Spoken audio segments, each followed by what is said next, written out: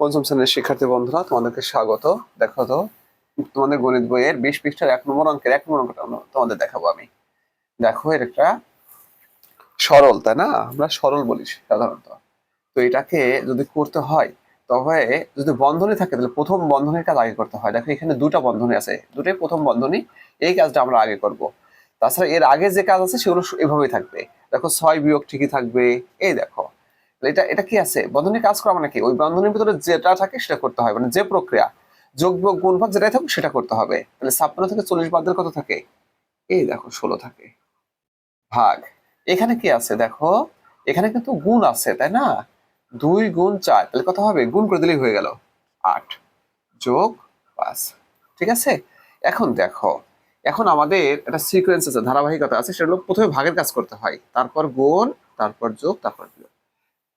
তবে যোগ বিয়োগ একটা করলেই হয়, এখানে বাধ্যবাধকতা নেই। তবে ভাগের ক্ষেত্রে অবশ্যই আগে করতে হবে। দেখো, ভাগ করলে কত হয়? 6 বিয়োগ 8 দিয়ে 16কে ভাগ দিলে 2 হয়। 2 যোগ 5, তাহলে কত থাকে আমাদের? 4 যোগ 5। তাহলে বিয়োগটা করে নিলাম আমরা। 6 থেকে 2 বিয়োগ করলে কত হয়? 4 থাকে। আর এখানে যোগ 5 আছে, তাহলে এখন যোগ করলে কত হবে? দেখো, 9। ঠিক আছে। এবার 2 নম্বর অঙ্কটা দেখো। তো ফ্রেন্ডস, দেখো, আমি তোমাদেরকে দ্বিতীয় অঙ্কটা দেখাচ্ছি। এখানে একটা, দেখো, আমাদের প্রথম বন্ধনীর কাজ আগে, সবসময় প্রথম বন্ধনীর কাজ আগে। দেখো কি হবে, 7 যোগ দ্বিতীয় বন্ধনী 45 ভাগ 9 যোগ 3 গুণন, দেখো এখানে কত হয়?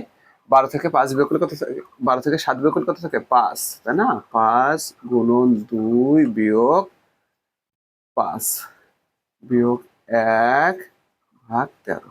তো ফ্রেন্ডস, দেখো, প্রথম বন্ধনীর কাজ শেষ। এখন দ্বিতীয় বন্ধনীর কাজ করবো। দেখো, দ্বিতীয় বন্ধনীতে কিন্তু দুটা করে অংশ আছে, একটা ভাগ, একটা যোগ। এখানে একটা গুণ আছে, একটা বিয়োগ আছে।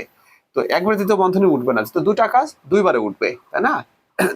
দেখো, 7 যোগ তৃতীয় বন্ধনী কত হয়? এইটুকুর কাজ আগে করবো আমরা। তাহলে 45কে 9 দিয়ে ভাগ দিলে ভাগ কত হয়? 5। দেখো, গুণন 3। দ্বিতীয় বন্ধনীর কাজ শেষ। গুণ, দ্বিতীয় বন্ধনী শুরু। তাহলে এখানে কি আছে? গুণ আছে আমাদের, তাই না? 5 2 10, 10 বিয়োগ 5, ঠিক আছে, বিয়োগ 1 ভাগ 13। তাহলে দেখো কি হয়, 7 যোগ তৃতীয় বন্ধনীর কাজ শেষ। এখন দেখো, দ্বিতীয় বন্ধনীর কাজ শেষ হয়ে যাবে। 3 5 কত হয়? 15। দেখছো? হ্যাঁ, তারপর এখানে কত থাকে? গুণ, তোমার কত হবে বিয়োগ করলে?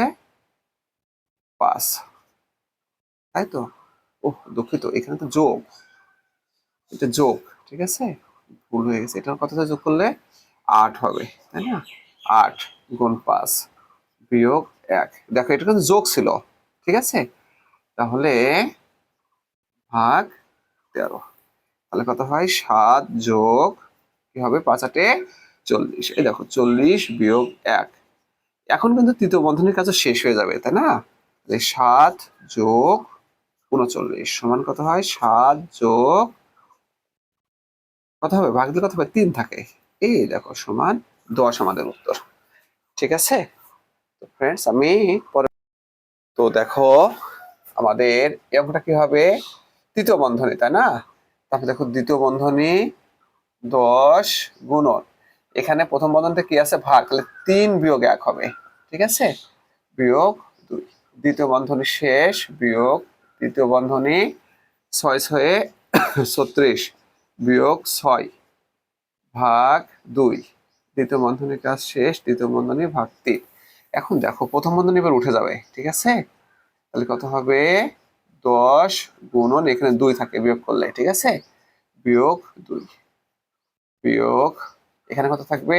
30 ভাগ 2। দ্বিতীয় বন্ধনী শেষ, তৃতীয় বন্ধনী শেষ, ভাগ 3। এখন দেখো, এখন দ্বিতীয় বন্ধনীর কাজ, তাই না? এখানে কত হবে? 20। 10 আর 2 গুণ করলে 20 হয়। 20 বিয়োগ 2 বিয়োগ, এখানে কত থাকবে? 15। কিভাবে? 30কে 2 দিয়ে ভাগ করলে 15 হয়। ঠিক আছে, তো ভাগ 3। দেখো, এখানে কত থাকে? 18, তাই না? বিয়োগ 15 ভাগ 3। তাহলে কত হবে এখানে আমাদের? দেখো, 3 ভাগ 3, তাহলে ভাগফল কত হবে? 1। ফ্রেন্ডস, সবাইকে অসংখ্য ধন্যবাদ এই ক্লাসে অংশগ্রহণ করার জন্য।